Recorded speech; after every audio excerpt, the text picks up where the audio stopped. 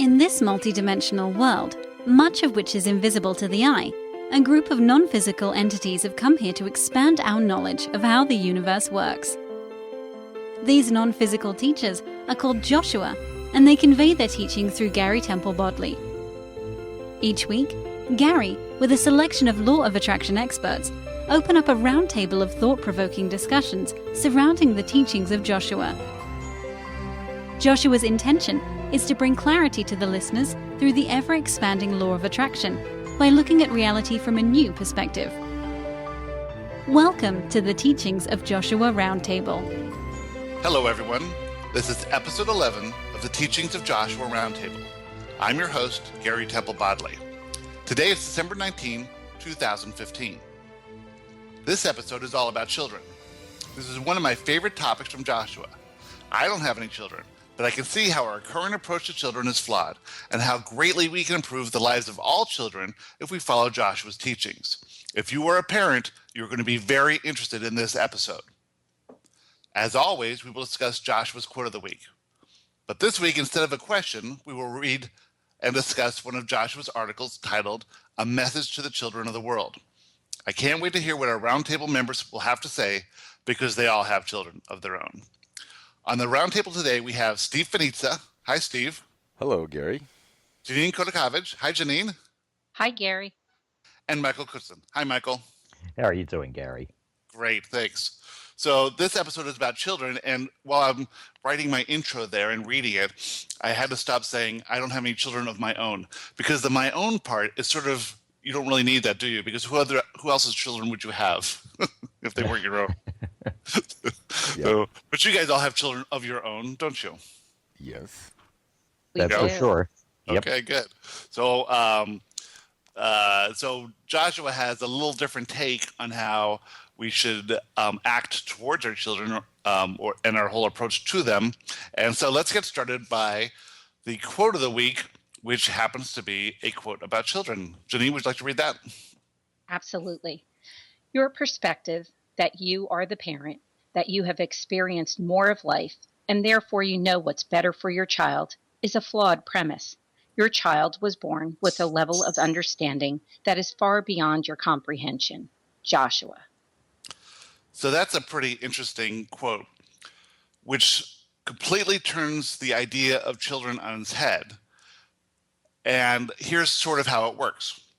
You are a match to the vibration of the planet the day you're born. And as you grow, you raise your vibration, as time goes by and you go through experiences, your vibration is raised. But the planet's vibration raises much quicker than you do. And as the new generation comes in, they come in at a higher vibration than you. They're more equipped to deal with the contemporary planet of the day that they're born than you are, because the vibration is a lot higher. And you have some resistance in you as you get older, but the child comes in at perfectly aligned with the planet of the day. And this is why children have an easier time with current technology. They don't see the problems of the world as you do. They have nothing to compare it with. So they're really an advanced state. And a better way to sort of look at children is that they are actually the parent and you are the child. They are more advanced than you are. Not they're better or anything. They're just vibrationally a little bit higher than you are. But since you've been around so long and you think you know what you're doing, all you want to do is teach the children how to function on Earth the way you do. And that's really not what they're here to do. They're here to find their own path and to figure out things on their own. What do you guys think about that? Joshua also says that that's why there's a generation gap. He says it's just the gap in the vibration. Right. It's not anything more than they're at one level and you're at another level. And if you notice the difference between grandparents and grandkids, well, there isn't much conflict because their vibration is so different that there's no competition going on there. And then the grandparents can actually marvel at the grandchildren and what they can do. And you see a lot. That's really easy to see, I think. Yes, I'm looking forward to that, actually. Well, there's the old adage that the grandchildren are the easiest because you can walk in, spoil them, and walk out. And that's true. You're not living with them day by day. Yeah. Just love them. Yeah, just love on them. Right. I mean, I will say this as a parent, that, I always find that I'm learning constantly from my children. I do think that there has to still be the mix between the levels, because I still think I have some things to teach them, and that and that they're not wholly the teachers here. I think we're all teaching each other. Right. Well, it's interesting because as far as the guidance goes, I think the teaching is fine, but what Joshua was talking about really is that parents don't understand that the children come in with a built-in guidance system, and the parents, want the children to live a certain life because they, found something that worked for them, or they have an idea of what the children should do. But the children have their own path, and they have their own, unique talents, and are here to explore certain aspects of reality that the parent can't know about, really. I mean, there's sort of a way to figure it out, but generally the parent can't know what it is the child's going to be interested in or how that life is going to unfold. So the parent wants to sort of coerce it so that it's easy for the child, and that the child, it smooths out the bumps in the road for the child. But that's not the parent's, responsibility, I don't think. What do you guys think about that? Well, Janine, you were about to say something. Go ahead. I was just going to say, well, it's not our responsibility. You know what? I think as we get more into this law of attraction, I know me as a parent, I realize that these kids definitely come in at a higher vibrational level than we have. I've also, every single day, I'm learning new lessons.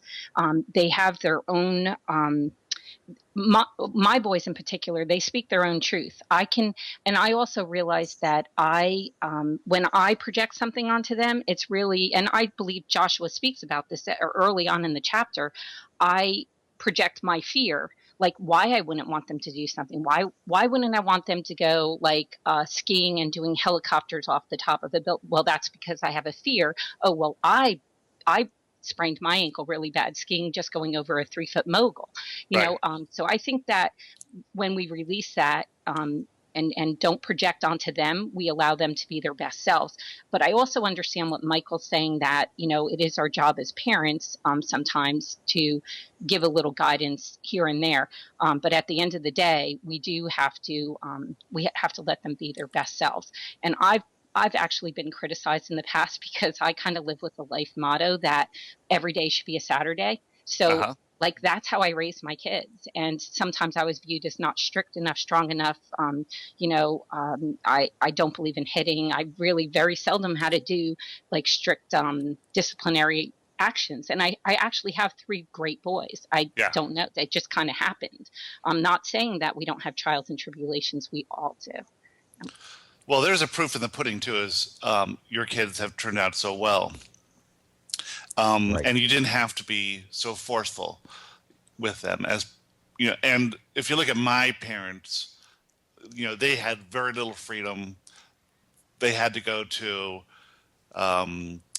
boarding schools, and they were completely told what to do every second of the day. It was pretty much like prison, I guess, where they could not do anything on their own. And then they grew up with this mentality that that's how it should be, where the children should be, forced to do things they don't want to do, and life should be hard for children. And then we get to my generation, and you guys are a much different parenting style than your parents were. And I think that as people get more enlightened, they'll sort of ease up on the kids a little bit.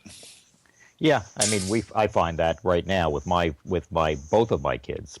My son is not, how shall we say, academically inclined. Mm-hmm.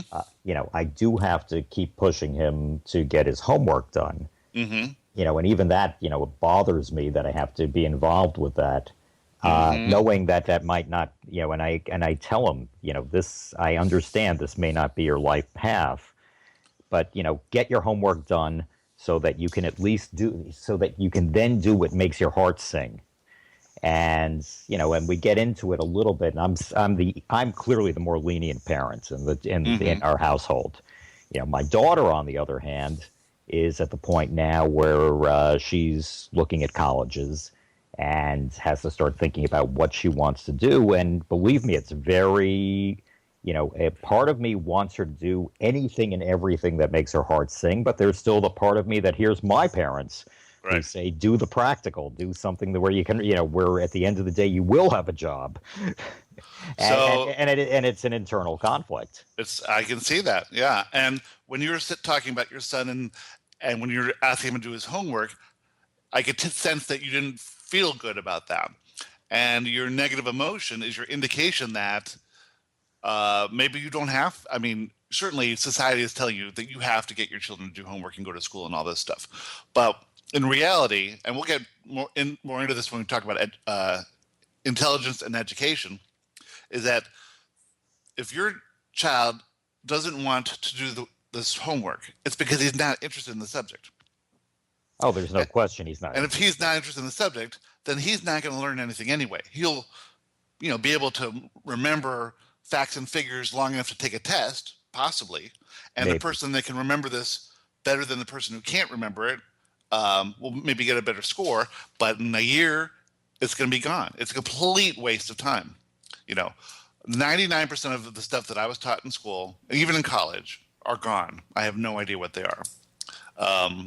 And if I needed to know them, like when Columbus sailed the ocean blue, I can remember that one. You can look it I up. can always Google it. That's only because it rhymes, Gary. That's the only thing I can remember. Right. Nothing. Nothing rhymed with Vasco da Gama. Whoever that was, I'm sure he rounds something. he rounds at the Cape of Good Hope. Excellent! Wow, that's great. I needed to know that. And that's only because I liked history. Yeah, because you liked history and you can remember that, and it was enjoyable for you. But your son is like going to develop this stigma that he's not intelligent because compared to other people and with people just telling him that he needs to do this stuff, that he needs to get it, and he's going to figure out, why can't I get this stuff? Why aren't I interested in this? Why don't I like this? How come people do better than me? Well, the only reason is you're not interested in it, and you don't have to be interested in this particular subject, because when he finds something he's interested in, the lights are going to turn on, and he's going to learn it faster than anybody could imagine. And he knows what he likes. He wants to be on Saturday Night Live. Yes, exactly. So and he wants to do the artistic. And I actually want him to finish the homework quickly so he can do those sorts of things instead of wasting a whole night. Yes, but so what's the point though of him doing homework? What's the point of doing it all? Of even doing one thing? Well, not being left back. That's the issue. So they're going to leave him back in what grade is he in now? He's in ninth grade. Ninth grade, yeah. So that's right. He'll just be left back. Well, I guess maybe a thing would be then to focus on, getting through ninth grade, and this is just what you have to do. And once you get, through 12th grade, certainly it becomes easier. Ninth grade's probably a lot harder than 12th grade is. Right. And right. then, but I want him doing what he wants to do. Right, which is being involved in drama and stuff like that, and being in a drama class and things like that. Right. And he already is, he already does things like that. Like I said, I just want him to make the time to do it. I don't want him spending a whole night doing homework when he should just bang it out quickly and just say the hell with it and then do whatever the hell he wants to do. Right. Yeah. I went through something similar with my son early on when he was like 8 or 9, because when I was going to elementary school, I got like straight A's. I was like the teacher pleaser, right? Mm-hmm. I did all those things, and I guess I got something out of it, right? Because I thought it worked well at the time. Well, you liked the people thought you were good. Yes, people like that attention. I liked having people think I'm smart and all that other stuff. So, and because you care about what people think about you. Exactly. Now I have to work on undoing that. Yeah, me too. But my son was not into the same thing. He was not doing the same thing. So we went into battle. It was a battle of wills. And I'm like, you are going to do your homework. You're going to get these things done. And I would say we had this period of battle where he was fighting me pretty hard. And it got to the point where I noticed I didn't feel like, I just want to love him, right? I just wanted to love on him. And it felt like this became a job that I was just not loving on him. It was, you're doing this, and battle. And it was a momentous occasion for me to give up. I gave up. I remember the day I said, I'm giving up. And and it was like at that point I go, because I was listening to Abraham at the time, and I knew that what I was doing felt wrong, right? But I still had that my other leg in the, well, he's got to, go to college, and he's not going to be able to get into college if he doesn't have the good grades. And it was this, all this stuff going on in the back of my head. And at the time I go, this is the grand experiment. If this Abraham stuff, if this spiritual stuff is true, he will be fine, right? Right. So I'm like, he's still my grand experiment, because he's, he's got like one leg he's taking a couple college courses at the local junior college, but it's not like, we have all these other friends that have kids that they're practically graduating now, right? Or close to it. And, and you have that uncomfortableness when, oh, what's, your son doing, and, so it's I call it, it's a challenge for me. It's not a challenge for my son. He handles it perfect. Right. But it's my thing that I have to get over. Well, it's a lot of parents are defined by their children. So if their children are doing well, then they can, their friends and family, especially family, will say you're doing a good job as a parent. If the children aren't doing well in school because you decide, well, I'm not gonna spend my effort, my time with my child when he's this age, and he'll never be this age again. I'm not going to battle with him.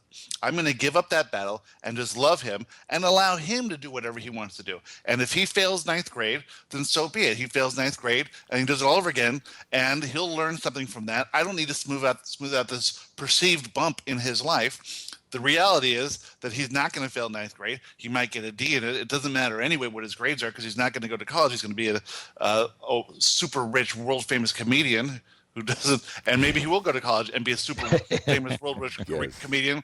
But the college has nothing to do with it. And if he's interested in college, then he's interested in college. But college isn't going to set him up for this wonderful life of wealth and substance, because it doesn't do that for anybody. Harvard is only successful because they only take the best people, not because it's a good school. If Harvard only took inner city kids, it wouldn't be the best school in the world. That's just it. It has nothing to do with the school. It has to do with the people. And if the people are interested in academia, then great. And if they're not, then that's great too. And I've met morons who went to Harvard too. Me too. The only people I've met who've gone to Harvard were morons. And I'm like, really? Harvard, you? It's like hard to believe. Well, no, in defense, now I've met some very smart people who went there too. So. Let's not completely knock all Harvard graduates. I just want to go on record saying that Joshua says that everybody's of equal intelligence, and nobody thinks things up on their own. It's just their interest that attracts those thoughts. Right. So you open a flow to infinite intelligence based on what's interesting to you and based on your level of confidence. You shut off that flow if you are perceived to be not intelligent. And that perception can come to you at an early age because you're just not getting it. Especially math or reading. I'll say reading. People who are asked to learn to read before they want to learn to read develop a stigma and can become dyslexic, because you're just not vibrationally ready to read, but you're forced to read, and people are saying you should be reading by this age. And then those who love to read, like I did as a kid, pretty much taught myself how to read.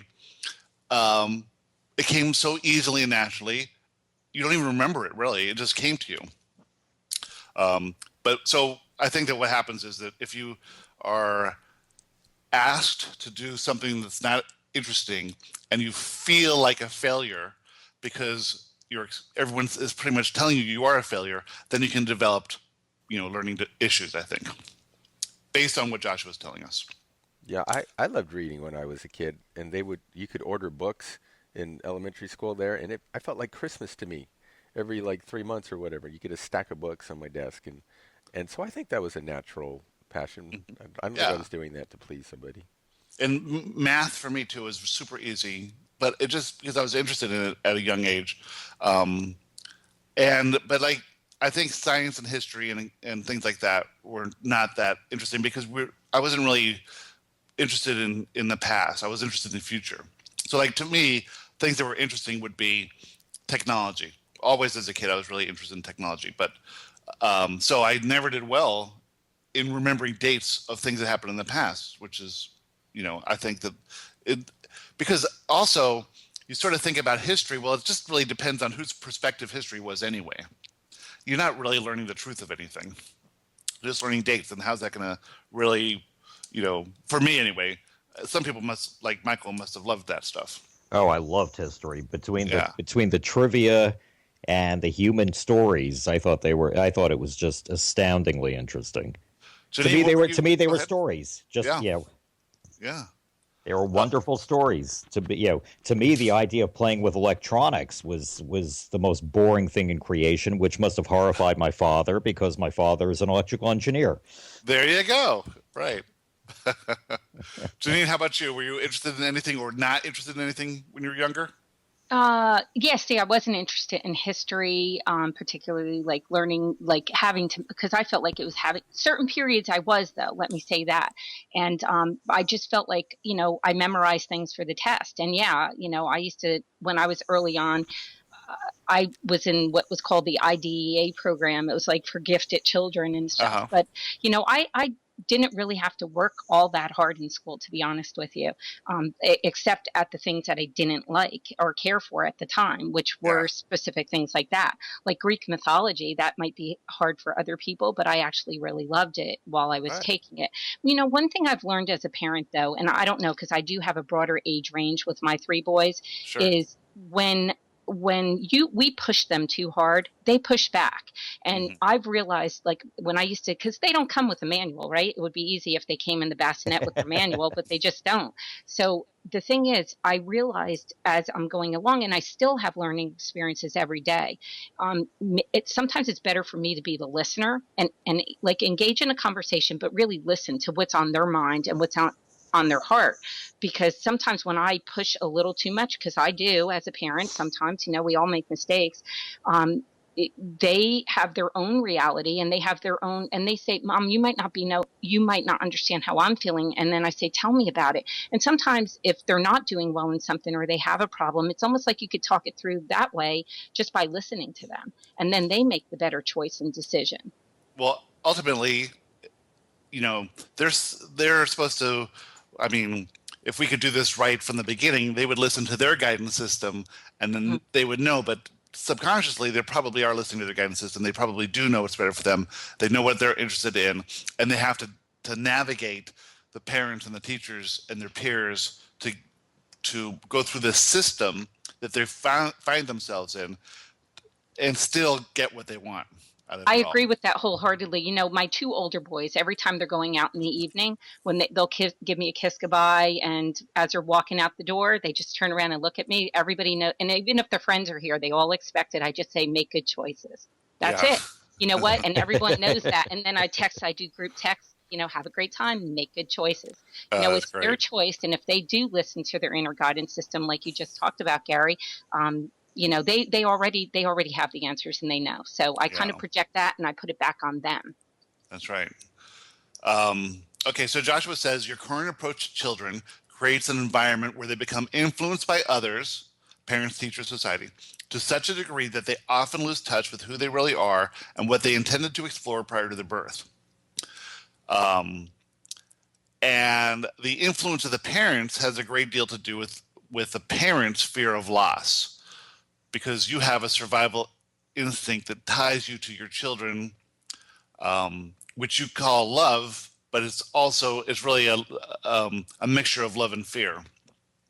You certainly fear more than anything else losing your children, and so you want to protect them, but this carries forth into smoothing out the bumps that they're supposed to go through that will shape how they find what they're here to find.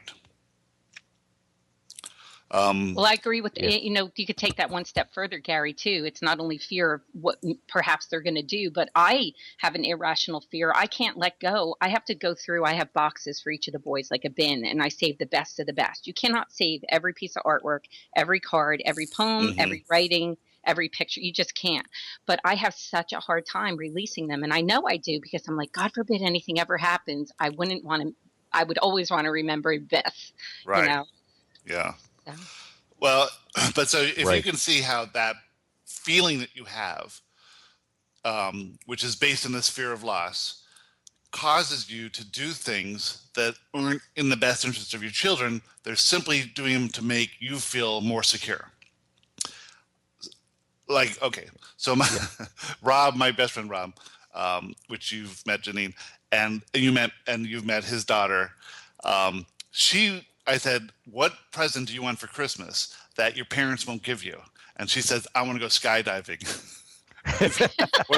So her parents won't let her go skydiving because they don't want her to die. So I'm at lunch with Rob and I said, "Megan really wants to go skydiving. I've gone skydiving twice. It's fun. It's totally safe. Don't worry about it." And then I brought up some statistics that the accident rate is 1 in 165,000 jumps, and with tandem it's like way less than that. So it's one of the safest sports. And Megan surfs and skis behind the boat and goes snow skiing and does all this stuff, which is way more dangerous. So I'm trying to convince him about this, but to him, there's just no way. She's never going skydiving. Forget about it. See, I would let my kids go skydiving, even though I'm afraid of it. Yeah, well, I think that part of it too is that he doesn't want to have her go alone, which she doesn't mind going alone. He wants to go. He'd have to go with her, but he doesn't want to go because he's totally afraid of it. I just went skydiving with Sienna as soon as she turned 18. She's been Look doing at her whole that. life There you together. go. Yeah. Was that your first time skydiving? Yes, it was my first time. And then my son did it a few months later, again with Sienna, because she wants to do this now. She wants to be an instructor. Yeah. So I'm letting I her dated follow a girl her. who was an instructor. That's how I did it. I'm letting her follow her passion. That's awesome. You Our guys neighbor just can came enjoy back that on your own. I was just going to say, our neighbor just came back from a trip, and he was gone for 2 weeks, and they did visit many places, and he was with his whole family, and his girlfriend also joined them, and they went skydiving. And I just watched both of their videos, which were truly amazing, and I could see how exhilarating it is. And I know his mom was sitting there, like, worried, but afterwards she said, "Look at this." I mean, the video is priceless for the reactions on these videos, and they get you before when you're waiting to do the jump, and then during, because they're all using those GoPros. It's just absolutely amazing. But I've said that before, and now I'm tend to be a little more open minded. Like I've been, never, ever, never say that, because I'm like more open to that idea, especially now that I saw the videos and see the process they go through. Actually, I should be careful. Every time in my life I've said never, I've wound up doing just the opposite. There you go. So Joshua goes on. I'm more open-minded. Sorry, Gary. No problem. And says, ironically, it's your fears that influence them to adopt fears that they might never pick up on their own. These fears cause them to view the world differently than they otherwise would. Their version of the world they live in now is out of alignment with what they knew of the world prior to their emergence in physical reality. When they pick up a limiting belief, their experience becomes different. So you don't create in someone else's or your children's reality, but you can influence them to pick up limiting beliefs that cause them to perceive the reality or perceive the world as different than they might have had they not adopted that limiting belief. So that's an interesting thing. Think about stranger danger, right? What's the first thing we always teach our kids is, don't talk to strangers. Yeah. Right. And it's like Joshua is saying that if you would not have inserted that fear of strangers, they could never have had a bad experience with a stranger, because that they wouldn't have been a vibrational match to it. So it's exactly. You introduce this danger into their life by telling them about it and telling them to be careful. Right. And that's, and it's ironic in the fact that the thing you're warning them against comes closer because now they're afraid of it. Yeah, and that's exactly opposite of what every parent really wants, right? But total opposite. But that's what we're all doing. It's kind of crazy when you look I was at it that way. Showing a house to my friend and his wife with their 2 kids, and we're in the backyard of a house with a huge lot, and the kids are running around in the yard, and the mother, who's very aligned and very into Joshua and into Abraham, is saying to the kids, "Watch out for these anthills. Watch out, you're going to get bitten by ants." And I'm watching the kids, and there's, had they been allowed to be happy and go where they wanted to go, they never would have bumped into an anthill. It wouldn't have been in their path whatsoever. They'd be guided around it naturally. And it was just her fear that now, they didn't actually go into an anthill, but they couldn't run anymore. They had no more fun. They were just worried about these ants everywhere. So you see stuff like that all the time, and it's sort of a habitual thing I think you do as a parent, trying to keep the kids safe 24 hours a day. Right, but there are things that we don't even warn our children about that actually do wind up creating danger for them. Like there's the movie out right now called Spotlight about the child molester priest. And I'm not Catholic, so I can't speak for Catholics. But I would imagine that the children were trusted with priests. And these were the ones who, obviously not all priests by any stretch of the imagination, but a significant number of priests took advantage of these children who trusted them. Now, I guess the question would be, should, going forward, do parents now, who are in the Catholic school systems or who leave their children with Catholic priests, tell their children, be careful, don't let anyone touch you, don't let anyone do anything? So, Steve, you want to answer that? I know the answer, and I don't want to say it. Okay, so you just have to go with the super basic premise of the law of attraction, is that if you're not vibrationally aligned with anything, you can't come into contact with it. So what's happening here is that the victim and the perpetrator are a match. And even though you can't personally perceive how that could happen, because it's so terrible, it's just what it is. And that's what happens. Something that something the victim gets out of it, something the perpetrator gets out of it, they are a match, and they are drawn together, and nothing you can do to keep them apart. There's not even possible. If you say, close all, take your children out of Catholic school, put them somewhere else. If the child is on this, something about the child draws him to that, something about a perpetrator draws him to this child, it's just going to happen.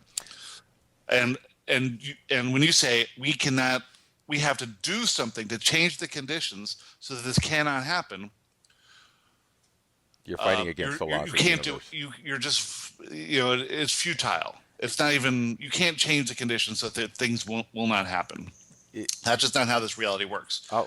And as hard as that is to grasp, it's just one of the most fundamental laws of everything we're talking about here.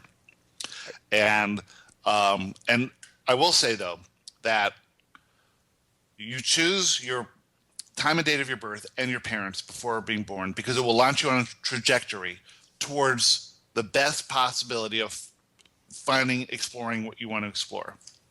And for me, I can look at my parents. I was born in South Africa to a father who was desperate to get to America.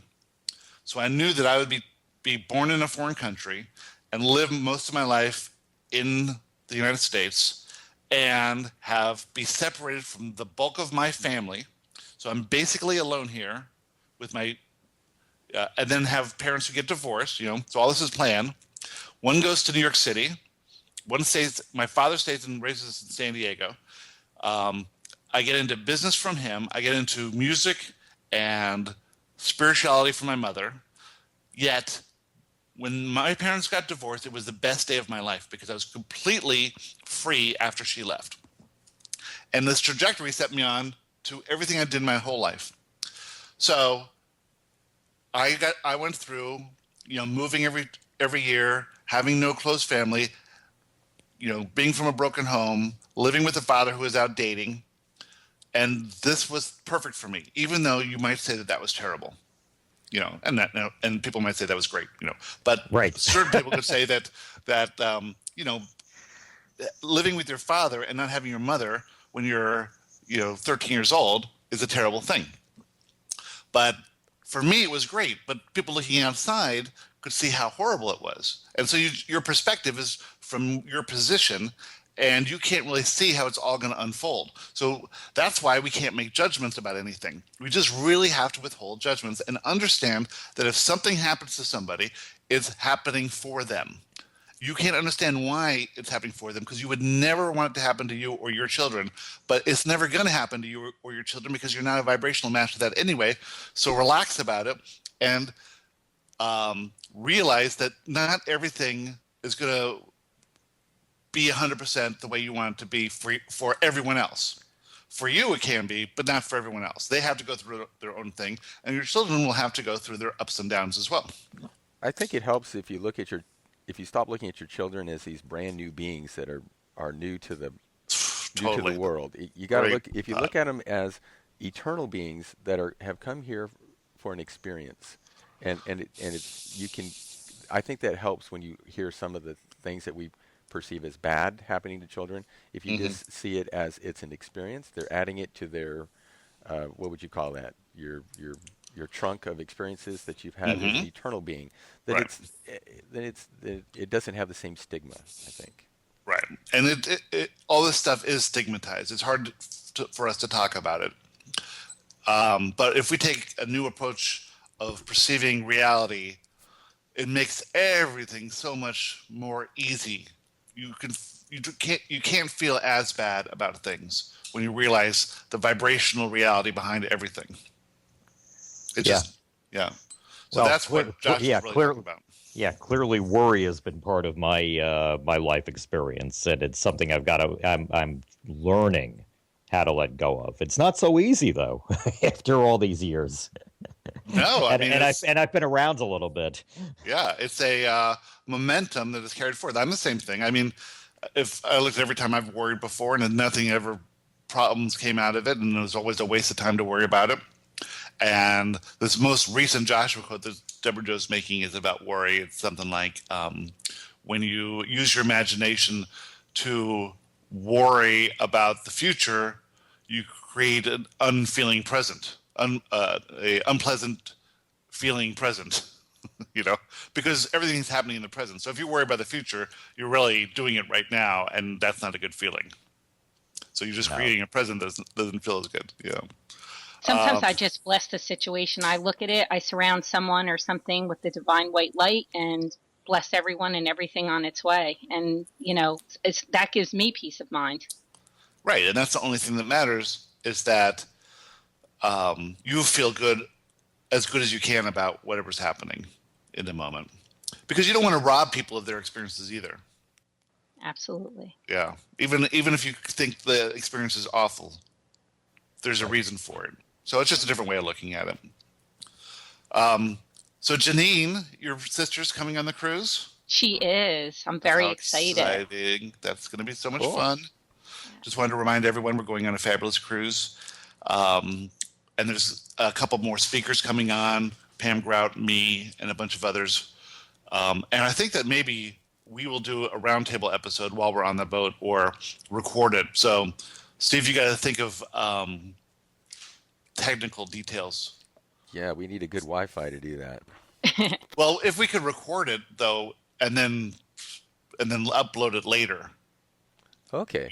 I think so. We'll all be in the same room. Maybe I just wanted to say, Michael, my sister's flying in from the tri-state area, the metro area, right near you.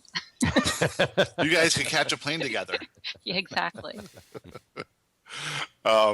It's funny how things work out. I was also telling my sister Chris that Pam Grout would be doing a workshop there, and I know Pam Grout does these cards with Colette Barron Reed, and so long story short, I guess my sister emailed Colette, and Colette got back to her, and she said, "Oh, I'm trying to decide which event to see you at," and then Colette ended up reaching out to Jules Johnson with Law of Attraction Radio, just from those little emails about her going. Yeah, it's amazing. That's a small world. Besides the teachings of Joshua, which is fabulous in itself. I mean, there's so much more that's being offered on the cruise. So I would encourage everyone and anyone that's interested in the law of attraction and these principles to come on out and join us. Well, plus we'll be in this group of people who think the same way or similar. We went on an Abraham land cruise, which was in Cancun, and the entire resort was just Abrahamsters. And the vibration and the mood for that week was just unbelievable. Everyone was just so happy and in such joy and having fun that I carried forth into when we arrived, they had booked it out for 2 weeks. So there was two groups. They did it back to back. So when we arrived, the previous group was leaving, and they're like, "You're not going to believe how great this week is. It's unbelievable." And the most incredible thing, just pay attention to it, is the staff. They are so happy, all of them. So like this whole vibration that we had by being there was influencing the staff, and they were all having so much fun, and the nicest, people in the world. It was unbelievable. And then as we left, we saw the new people coming in, and it's a whole different vibe going on. It was incredible. But we won't have the whole boat, but we'll have enough of us that we're going to be together having dinner and drinks and having fun, that we'll feel this energy that's just, when you get a group of us together, it's just incredible. It is. And when you get in that zone, when you're like that, and you just experience a lot of blissful moments as well. And I always feel like when because I've sensed what you're talking about, Gary, I've been in situations like that. You almost feel like whatever aura you're sending off, like anyone within 50 feet of you is just blessed and lucky, because when that's what happens when a group of like-minded people get together, and I find for myself that's when I live some of my most blissful moments of life. And I think a lot of us deal with, not really having people to talk about this stuff to, because people just don't understand it, especially when you get, deeper into it. So it's fun to have stuff that you can really expand your level of understanding and blow your mind. I'm looking forward to that. Okay, Michael, let's go on to our article. Okay. This one's called "A Message to the Children of the World," but as we go through it, you'll see it's really a message to the adults of the world. Okay. And this is me doing my best Joshua voice. This one, at least. This one sounds. This one, while Joshua is a multi-entity. Right. At least he's using it's using a masculine name. So they're using a masculine name. Right. They're using a masculine name. Welcome to planet Earth. We want you to know many things as you embark upon this magical journey called physical reality. First, we want you to know that you are not alone. You may find yourself in an individual body, feeling vulnerable and alone, but you are not. There is within you a larger you, known as your inner self. Your inner self will guide you and advise you along the way. All you have to do is listen for the guidance, ask questions whenever you feel doubt, and believe that answers you receive are from a broader perspective.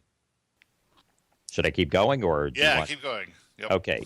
You chose to come here and play in this environment. You are here to enjoy a game. The game does not end as you grow into adulthood. It does not get serious with age. It should always be fun. You wanted so very much to enter this playground and play this game. Now you're here, so please enjoy the game. For if you enjoy the game and appreciate the environment, you will enjoy your life. It will unfold wonderfully. So that's a perspective that we need to really remember all the time, is that we're here playing a game, and this game is supposed to be fun and challenging, but fun. All games are challenging, but all games are meant to be fun. Exactly. Okay. You are a unique player of the game. No one else like you has ever existed in this reality, nor will one like you ever exist again. You have special powers. Those powers are unique to you. You are not here to follow anyone else, for they have their own powers and their own path to follow. You are here to play the game in your own unique way. Your primary power is the power to create your own reality. You get to choose what you like and what you want to do. No one else can do that for you. You must decide what is right for you. You must create your version of reality, the one that you prefer. So you are unique. There's nothing you have to do. There's no right and wrong. You can play this game any way you want to. And this paragraph goes against our society, because our society says there's a right way to play the game and a wrong way to play the game. And if you don't have a good career, and if you're not making money, and if you're not behaving the way we say you should behave, then you're not playing the game right. But there is no right and wrong way. And you're unique, so you have to play it your own way, and no one else can tell you how to play it. I believe that's why we have more autistic children coming in at this time Absolutely. because they're doing exactly that, and society can't stop it. Right. You cannot make them conform to your society because it just does not work. They're trying to, Right. but it doesn't work. Right. There's a TED talk. You guys look this up. I meant to do this. I forgot to. But there's this kid who gives a TED talk. He's like 16 years old. He's in Princeton or something, and he was very severely autistic. And one of those autism where he couldn't speak or anything. And as a child, his mother kept taking him places and taking him places. And she took him to the planetarium. And he hasn't spoken much, doesn't communicate with others, and was thrilled by the planetarium. So I think first she took him out to the country because she was trying all kinds of different experiences and saw that he was really interested in the stars. So then she takes him to the planetarium, and the guy is giving a lecture and says, does anyone know why the moon has this certain shape as it goes around the Earth? And he said, because of gravity, or whatever it was. I don't even know what it was. He knew, but he was like 7 or something.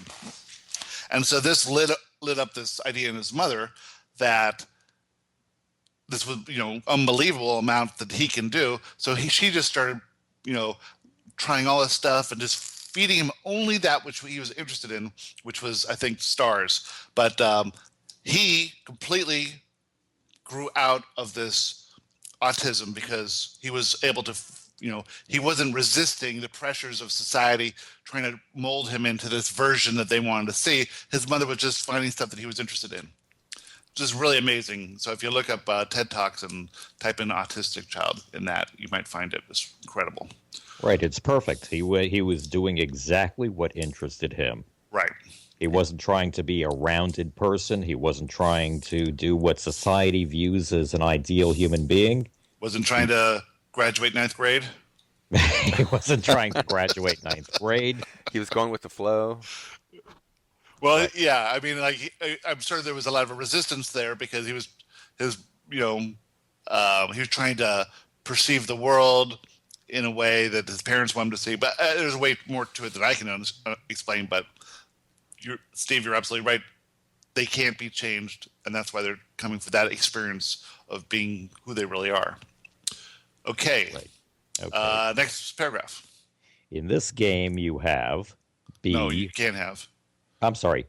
In this game, you can have, be, or do anything you want as long as you believe it. You can believe anything you want, so you might as well believe in that which serves you. Limiting beliefs are just that, limiting. Beneficial beliefs will allow you to create the reality that will ensure your dreams manifest into your physical reality. The beliefs of others are personal to them. They may try to sway you to their belief system, but you do not need to accept their influence. You can believe in whatever you deem appropriate to your unique life experience. Disregard the beliefs of others if they do not serve you. You were born worthy. You are as worthy as any who has ever lived or any who will ever live. There is not now another who exists that is more worthy or more deserving than you. Each other is also worthy and deserving of whatever they want, and they, like you, are allowed to play the game as they see fit. You are all equal. No one is better than you, and you are not better than another. You each have your own unique powers. Learn to appreciate others, and you will come to know that you are all one. In order to play this game, you must forget how you played the game before. You have played this game many times, and you've experienced many lives. Each time you played the game, you expanded. You are now playing at a higher level than ever before. You are playing it differently than your parents, for they came to play the old game, and you are here to play the new game. There you go. Your game is different. But you parents believe that they have trained to play. I'm sorry. Your game is different, but you parents believe Your parents. Oh, it says you what I'm reading, but Oh, that's okay. okay. It's supposed to Your be parent. That's why I was confused. But your parents believe they have learned to play the game, and they will try to advise you. They will point out the dangers and the pitfalls. However, they may not realize you have your own built-in guidance system. You have an inner self who knows you more fully than your parents. Acknowledge your parents for the wisdom they offer, but listen to your inner self and do not lose that connection. So everyone tends to use their parents as their guidance system and replace their inner self. And so you don't even understand that you have an inner guidance system because it's conflicted with your parents. It's not lining up with how they're guiding you. And so I think that we all, or kids, especially when they're younger, tend to adopt the parents as the guides until they get to be teenagers. And then that changes, I think. Somewhat. It depends upon the kids and how And the parents. And yeah, the parents. Yeah, and the parents, exactly. You know, my son, my daughter a little bit too, but mostly my son. He, being what I guess you'd call a conscious creator, he throws this back at me. Like, I will still ask him to do things or steer him certain ways, and he'll just say, "Is that a fear-based response, Dad?" You know. Oh my God! Why? You know, it's almost like he neutralizes my parenting power with one word, and I'm like, dang it! You know? So it's a double-edged sword. Be careful. That's all I'm saying. Mm-hmm. I love it. Okay. You are safe in this environment, and you are free. There is nothing wrong with the playground, and there is nothing for you to fix. The playground has been designed so that everyone may explore that which is of interest to them. You can follow your interests and allow well-being to flow to you. You can live a healthy life full of wonderful relationships and passionate interests. Find your interests, for they will lead you to your passions. Feel free to explore your world. You do not need to prove anything to another. You do not need to hurry. You do not need to fear judgment because you can do no wrong. You are expanding as a consciousness, and this playground will help in your expansion. Do not get discouraged by setbacks, for there is no such thing as a setback, only the clarification of what is wanted. One day, you will choose to leave this game. It matters not whether you play the game for 1 month or 100 years. Time is not important because you are an eternal being. When you leave this game, you can always return to play a new game. Each time you come, you will play at a new level.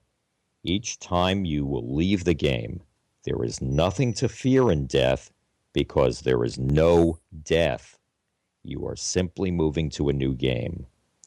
You are loved more than you can imagine. You are never alone.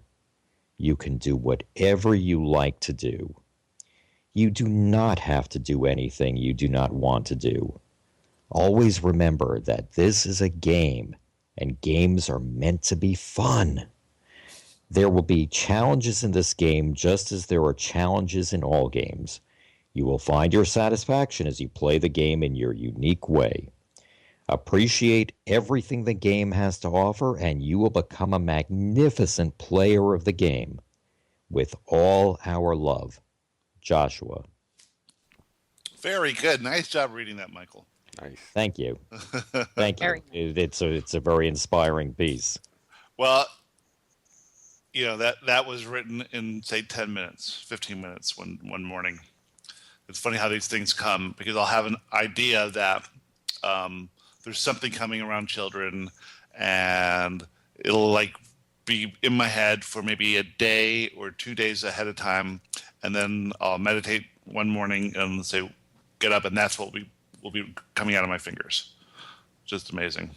Wow. It's like if you look at it, I mean, there's typos. When the thing's done, there's tons of typos because my fingers are moving so quickly. It's like, and that's why you stumble on that one. It's hard to catch them all. Like you and your is the hardest one because the R is always missing on a lot of them. But as far as the structure of it, from beginning to end, and the words, except for spelling, it's exactly how it came out in 15 minutes. Just the most incredible thing. It's just amazing. If you guys want to watch the TED Talks, it's Jacob Barnett. And this guy was, I think he was on 60 Minutes too. It's super interesting. And his talk is called Forget What You Know. It's just unbelievable. And he was diagnosed with autism, and then his mother really helped him flourish. It was incredible. I definitely got to look that up. Yeah. So I think the message that we have, and we'll talk more about children and education intelligence in the next few weeks because it's such a fun topic, is that just to keep in mind that you have great influence over your children, but they come here with their own inner guidance system. They come here to explore life in their own way. Then nothing bad is going to happen to them if they're allowed to just pursue their interests. They will get into the state of allowing instead of a state of resistance that most of us find ourselves in. By just not having so much fear and worry, they can just move from one interest to another interest. The only issue is if those interests don't line up with what society thinks is good. If he wants to play video games all day instead of going to school, what are you going to do? It's tough. But, you got to just really, do your best and think about how his interest will unfold and not worry about him, having to go through all the stuff that you think he needs to do, because it'll work out. It'll never be as bad as what you're projecting. It will always magically turn into something good because that's just how it works. Hey, I expect to be in the audience at Saturday Night Live. I do too. Yep. I can't wait to hear how this unfolds. I think if he's supported in that, how much more powerful that will be, because I'm sure a lot of comedians were not really supported by their family, especially a dad who's a lawyer. So he's very lucky. He's very lucky. Well, as some of my colleagues know, I'm probably a very frustrated performer and comedian. So are you? Good. So life is not over for me yet either. We'll see what happens. Wow. Awesome. Like that. All right, you guys, we're just about out of time. This article is on the homepage of the website, so if you have missed it, go to the article. It'll be on there for 7 days, but it's always in the archive. So if you click on the articles button, you can read it anytime you like. And any of the other articles, there's a lot of interesting ones there. And of course, sign up for a newsletter, book your cruise as soon as possible, and we will see you all next week. Have a wonderful Merry Christmas, Happy Hanukkah, Happy Holidays. Hope you guys have a great time, and we'll see you next week. Bye, all. Okay, bye. Bye-bye, everybody. Thanks for listening to the Teachings of Joshua Roundtable with Gary Temple Bodley. We will be back next week with another fun discussion. If you would like to ask Joshua a question or read more of Joshua's teachings, please visit us at theteachingsofjoshua.com. See you next week. The incredible, magnificent Law of Attraction Cruise of a Lifetime is taking place on March 6th through 10th, 2016, featuring New York Times best-selling Law of Attraction author Pam Grout, and featuring Michael Perlman, MD, of Law of Attraction Journaling, and best-selling and award-winning wealth author Richard Harper, along with our own beautiful and dynamic speaker, Constance Arnold, will be on board as well.